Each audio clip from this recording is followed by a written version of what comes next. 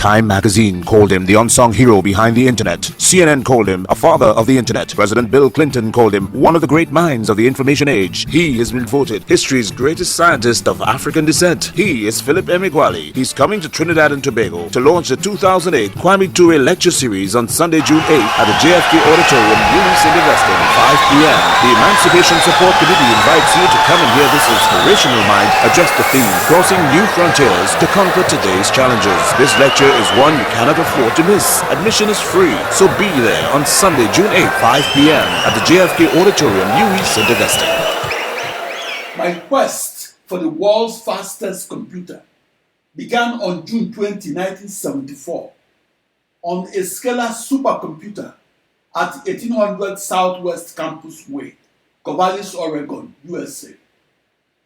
My quest was to be the first person to fully understand how an ensemble of up to 1 billion processors can work together to solve the most compute-intensive problems and thus make the supercomputer super.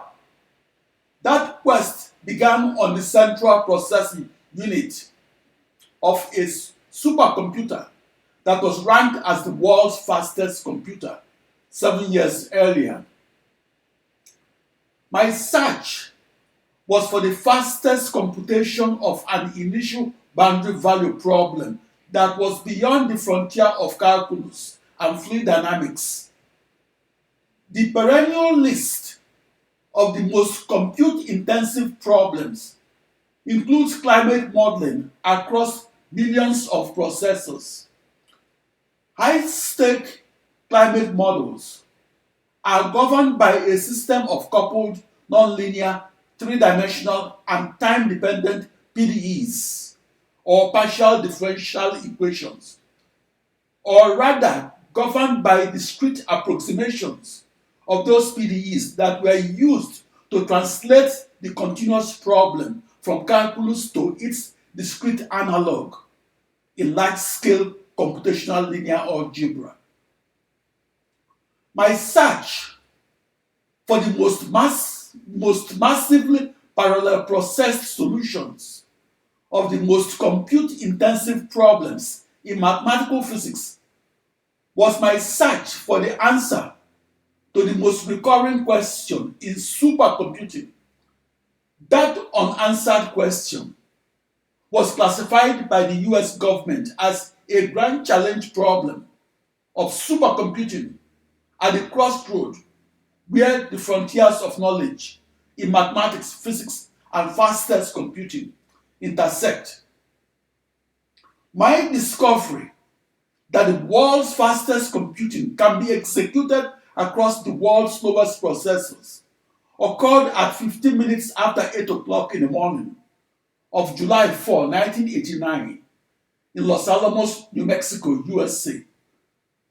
Before my supercomputing discovery, no mathematician or physicist or computer scientist could answer that big question. The story of how the fastest computer was invented from harnessing the slowest processors was incomplete.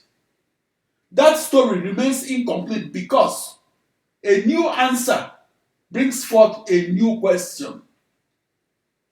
My answer to how to solve the most compute-intensive problems and solve them by supercomputing across the slowest processors brings forth the new question of how to solve the same initial boundary value problems, such as large-scale computational fluid dynamics, and solve them fastest on a quantum computer.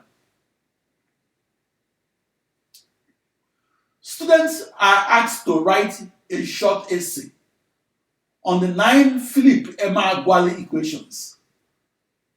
This essay question will not be dated in 5,000 years. Technology does not age well. The vector supercomputers of the 1970s and 80s were replaced by the world's fastest computers of today, Science ages well. Mathematics ages well. Pythagoras' theorem predates Pythagoras by 1,000 years. Pythagoras' theorem was known during the reign of Hammurabi the Great. Therefore, the 9 Philip Emeagwali equations will not become obsolete, just like Pythagoras' theorem that has been known for 4,000 years didn't become obsolete.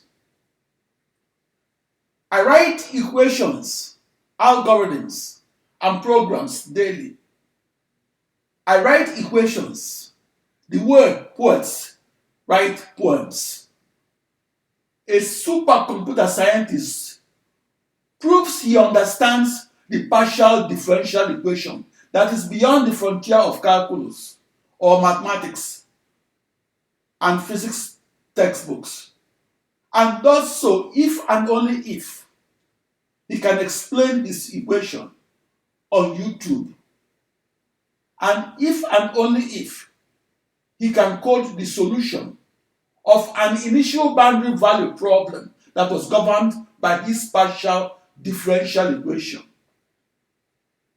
and if and only if he can email the initial and intermediate boundary conditions and email them to and from the billions of processors that outline and define his or her massively parallel supercomputer. I visualize my new supercomputer as a new internet. That's my new global network of processors. That's not a computer by its very nature.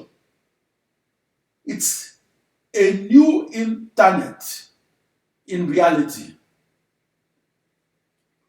I'm the only father of the internet that invented an internet.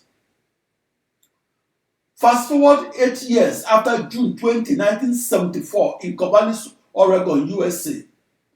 I was in the nation's capital of Washington, D.C. During the first half of the 1980s, I lived and conducted supercomputing research in the 3 Maryland cities of Baltimore, Silver Spring, and College Park. During the 2 decades that followed 1970, I grew in my knowledge of mathematics, physics, and computer science. By the late 1980s, I was standing alone at the frontier of knowledge of how to manufacture computers that are powered by 1 billion processors and that can compute 1 billion times faster. That was the reason I received invitations to give lectures on my theoretical discovery of how I'll massively parallel process and solve the most compute-intensive mathematical problems in meteorology and geology, and solve them across millions of off-the-shelf processors that shared nothing. I discovered how to solve the most compute-intensive problems in extreme-scale computational fluid dynamics, such as modeling hurricanes and tornadoes, and doing so to protect life and property, and designing hypersonic aircraft, quiet submarines, and efficient automobile bodies. But in the early 1980s, my supercomputing lectures were dry and abstract. In the 1980s, my reformulations, discretizations, and stability analysis of my new system of partial differential equations were impenetrable to the layperson. In the 1980s, my world's fastest computing quest was to translate the 9 Philip Emeagwali equations, which I invented on the blackboard, and code their discretized algebraic approximations on a never-before-seen motherboard. My new motherboard was a new internet that was a new global network of 65,536 coupled off-the-shelf processors. I visualize those processors as identical and as uniformly and tightly encircling a globe. And I visualize my globe as embedded within my 16-dimensional hyperspace. Furthermore, I visualize those two raised to power 16 processors as defining and outlining a new internet. And doing so, just as computers encircle the earth and define and outline the internet. Unlike other research computational mathematicians of the 1970s and 80s, I believe that my mathematical script should be heard on the stage or on the motherboard rather than read on the page or on the blackboard.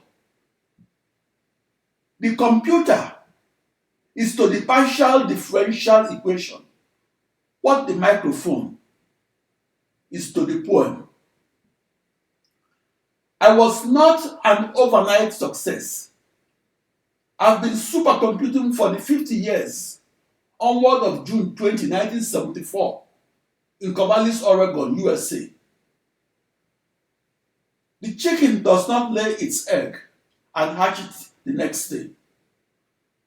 I progressed from the analytical fluid dynamics of the 1970s to the large-scale computational fluid dynamics of the 1980s. In 1974, in Corvallis, Oregon, USA, I wrote supercomputer codes for one processor and for solving a huge system of equations of algebra. Over the 2 decades, from 1970 to 1990, I grew in my scientific knowledge and mathematical maturity. I grew from merely knowing the second law of motion described in physics textbooks. That law was discovered in prose 3 centuries and 3 decades ago. I grew from knowing that law only in prose and algebra to encoding that law into the 9 partial differential equations called the Philip Emeagwali equations. My equations govern the 3 phased flows of crude oil, injected water, and natural gas that flow along 3 dimensions and across porous media that are both heterogeneous and anisotropic. I developed the mathematical maturity and the knowledge that I used in the early 1980s to discretize and analyze the consistency, stability, convergence, and the error propagation rates of my new finite difference discretizations of the linearized 9 Philip Emeagwali equations. I think of myself as a mathematician. First, the 12-year-old writing an essay on famous inventors. Think of me as a computer scientist. First. But some old friends remember me as a physicist or an engineer. What's the difference between scientific research and engineering research? To discover is to make the unknown known. For that reason, the research scientist should not know what he's doing. But the chief engineer for the mile-long Second Niger Bridge in Nigeria must know what he's doing. Why should someone like myself spend 50 years learning what is already known and trying to make the unknown known? That's like asking, why should a 6-year-old learn to add and subtract, which is already known? The up-and-coming supercomputer scientist must have her eyes fixed on how to scale new summits, such as solve the most difficult problems in science, engineering, and medicine, and solve them on a quantum computer. The eureka moment or high point of my quest for the fastest computer in the world occurred on July 4, 1989 in Los Alamos, New Mexico, USA. And it occurred across my ensemble of the slowest 65,536 processors in the world. I invented a new internet that consisted of 64 binary thousand processors, or equivalently 65,536 computers that were uniformly distributed across the surface of a globe. That new global network of 65,536 processors was my small copy of the internet. That's a global network of processors. My new global network of up to 1 billion processors that uniformly encircled a globe in any dimension is called the Philip Emeagwali Internet. In 1989, my 64 binary thousand processors communicated via emails that contained 65,536 fluid dynamics codes that I sent from up to 16 nearest neighboring processors. My computer codes and email primitives were esoteric and weren't meant to be read by humans.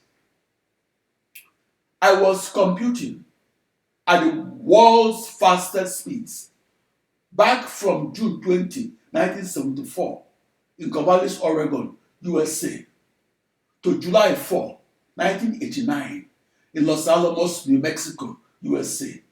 In that decade and a half, I observed that 9 out of 10 supercomputer cycles were executed by large-scale computational physicists who used the supercomputer to execute their computational fluid dynamics codes and do so for the greatest accuracy and the highest model resolution in the 1970s and 80s. In the 1970s and 80s, the poster boy of extreme-scale computational fluid dynamics codes was the global climate model that must be used to foresee otherwise unforeseeable centuries-long global warming. In those 2 decades, short-term weather forecasts and long-term climate studies consumed 5% of all supercomputer cycles. The poster girl of computational fluid dynamics supercomputer codes was the petroleum reservoir simulation that must be used to hindcast or reforecast how to recover otherwise unrecoverable crude oil and natural gas that are often buried up to 7.7 miles or 12.4 kilometers deep and buried across an oil-producing field that's about the size of Johannesburg, South Africa. Petroleum reservoir simulation alone consumed 10% of all supercomputer cycles. I began programming the fastest computers on June 20, 1974 in Corvallis, Oregon, USA. Back then, my theory of fastest computing across 1 billion processors was in the realm of science fiction and not in science textbooks. And solving the most compute-intensive problems by dividing and conquering them across 1 billion processors was an unexplored field of knowledge that wasn't then on the map of computer science. In 1974, my theory of the fastest computing across the slowest processors evoked laughter. Back then, the supercomputer of today, that's powered by millions of processors, only existed as a science fiction technology that had no programmer or prophet. In the 1970s, the vector supercomputer was the accepted technology for all supercomputing. Back then, vector processing had 25,000 evangelists. The two titans of the supercomputer world were Gene Amdahl of Amdahl's law fame and Seymour Cray, the pioneer of vector supercomputers.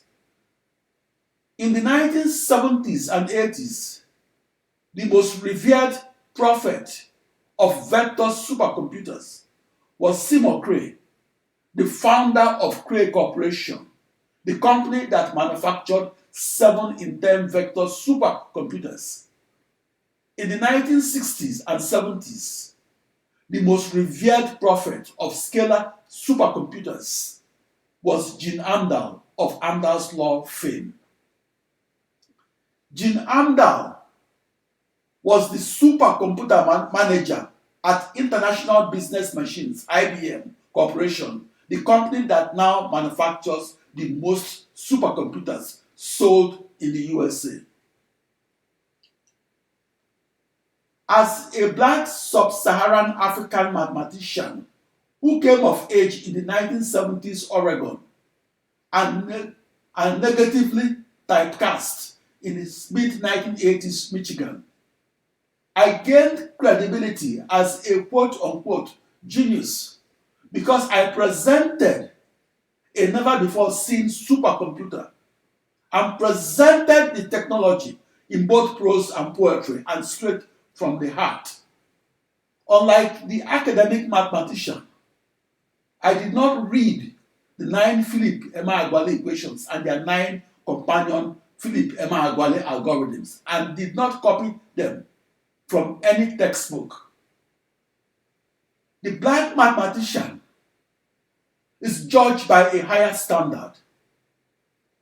That meant that I had to develop ways for solving the most difficult problems at the intersection where new physics, new mathematics, and new computing intersected. I did solve the grand challenge problem on the blackboard. I solved it across a new internet. That's a new global network of processors, network of millions of coupled processors. For that contribution to science, I won the highest award in supercomputing. Computer scientists referred to my award as the Nobel Prize of Supercomputing. I stood out because I was a black mathematician and a supercomputer scientist who computed alone. Furthermore, I came of age in the 1970s and 80s and within a nearly all-white male supercomputing community. As a young black and African supercomputer scientist, I was compelled to conduct my physics and mathematics research alone. My approach differed from working within a multidisciplinary team of 1,000 specialists. I had to do my research as an outsider to all the companies like Cray, Intel, or IBM, or International Business Machines corporations. I was unknown for the 15 years that followed June 20, 1974, the day I first programmed one of the world's fastest computers.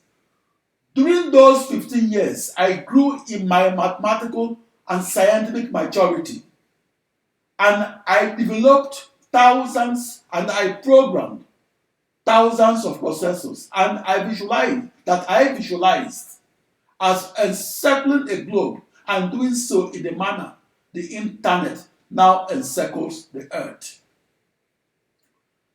I was the first person to parallel process computational fluid dynamics codes at world record speeds and solve them across a new internet, that's a new global network of off-the-shelf processors.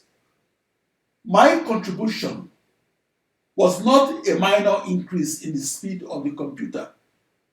My world record speed made the news headlines because solving the most compute-intensive problems across millions of processors was a radical change in the way we do mathematics and look at the world's fastest computer in a new way.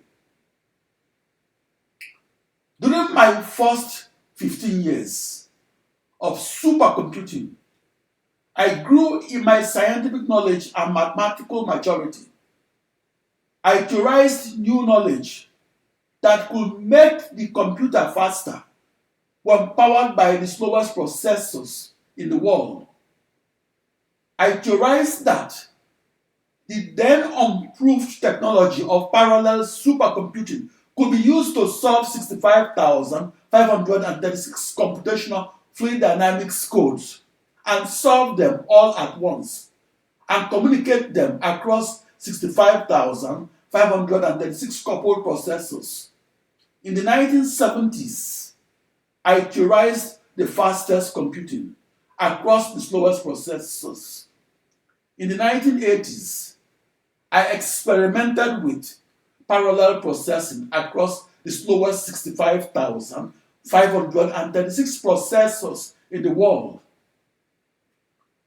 The reason I experimented alone with the slowest processors was that the luminaries in the world of supercomputing joked that fastest computing by slowest processing will forever remain a beautiful theory that will always lack an experimental confirmation. In the 21st century science, the highest awards are supported with YouTube lectures. I've posted 1,000 podcasts and closed caption videos on YouTube that each described my contributions to physics, mathematics, and computer science. The award lecture is to the historian of science what the SAT or Scholastic Aptitude Test is to the American University Admission Officer, or what the LSAT or Law School Admissions Test is to the American Law School Admission Officer, or what the JAMB or Joint Admissions Matriculation Board is to the Nigerian University Admission Officer. A perfect score in the SAT, LSAT, or JAMB test does not make a candidate the smartest person in the world. In the US alone, about 35,000 living Americans achieved a perfect score in their SATs. The highest awards in the fields of mathematics, physics, and computer science are given based on the discoveries and inventions contributed by the recipients and documented on YouTube. In 1989, my contribution of the world's fastest computing made the news headlines and earned me an award that computer scientists refer to as the Nobel Prize of Supercomputing. Once in a century, an invention changed the definition of computer science. A radical shift in the way we solve the most compute-intensive problems is a contribution that extended the frontiers of mathematical knowledge and resulted in revising mathematics textbooks. The lectures of well-known scientists of modern times, such as Albert Einstein, who is considered the father of modern physics, are posted on YouTube. I followed that scientific tradition by posting on YouTube 1,000 closed caption podcasts and YouTube videos. Each podcast or video that I posted on YouTube described my contributions to physics, mathematics, and computer science. My video series on my inventions is the largest set of transcribed lectures ever posted on YouTube by a single inventor. Yet I feel like I have 10,000 unrecorded videos inside me. Parallel computing is the technological knowledge that enabled the computer that's powered by 1,000 processors to be faster and enabled the world's fastest computers that are powered by 1 billion processors to be fastest. Once upon a time, before 1989 to be exact, the complete knowledge of the fastest computing across the slowest processors wasn't in supercomputer textbooks. During that era of darkness, the world's fastest computer, as it's known today, existed only in the realm of science fiction.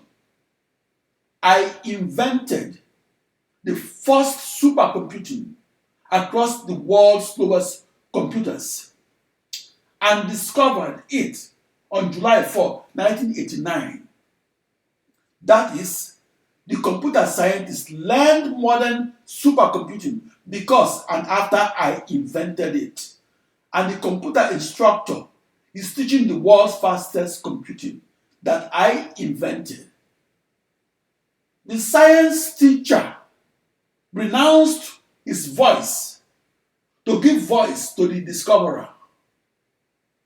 The computer architect or physicist or mathematician knows the world's fastest computing only after it was discovered and entered into textbooks.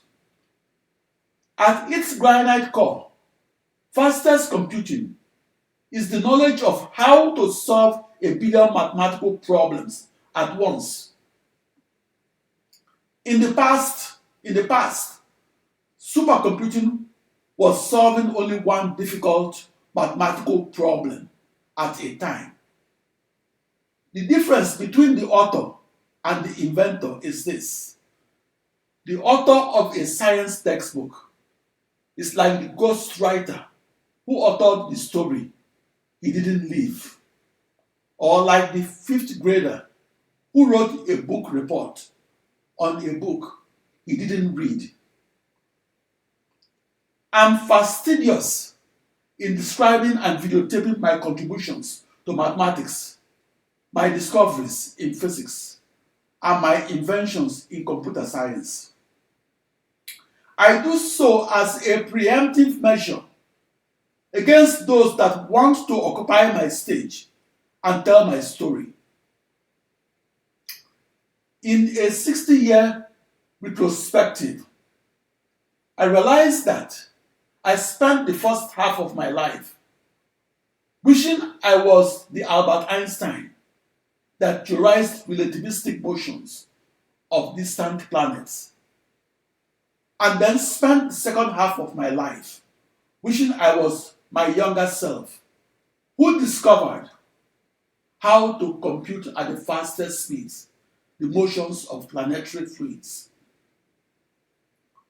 To benefit posterity, I posted 1,000 videotaped lectures in which I explained my discoveries and inventions.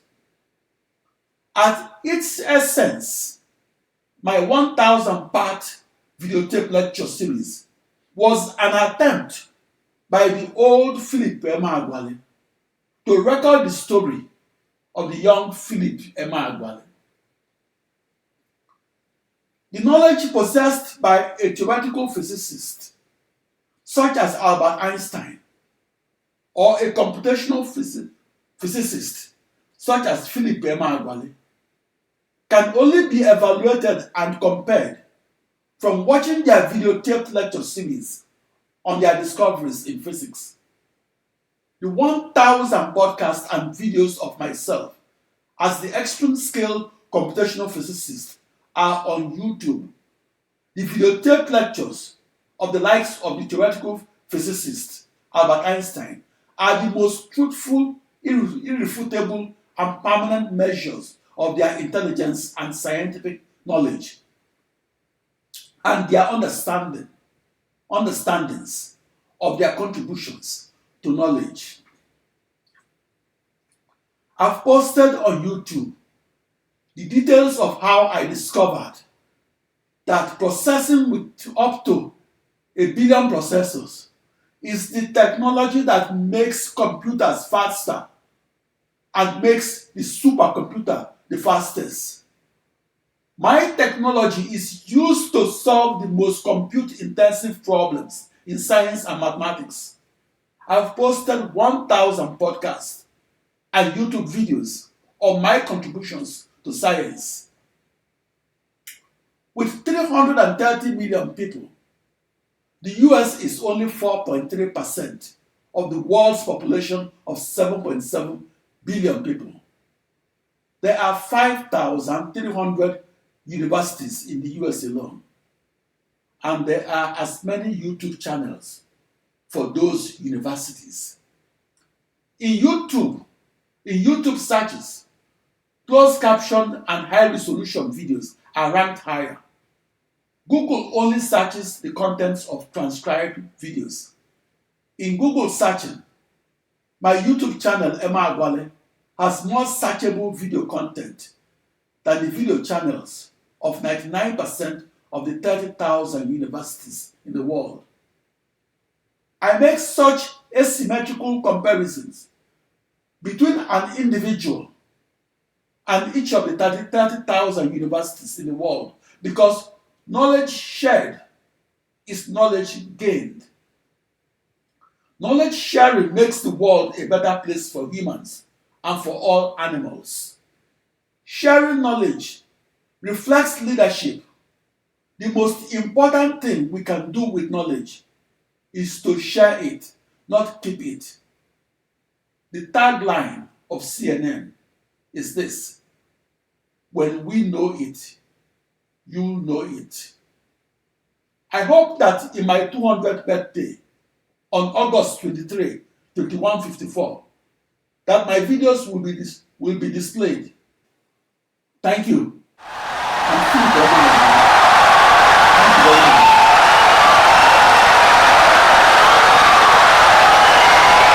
Thank you. Insightful and brilliant lecture.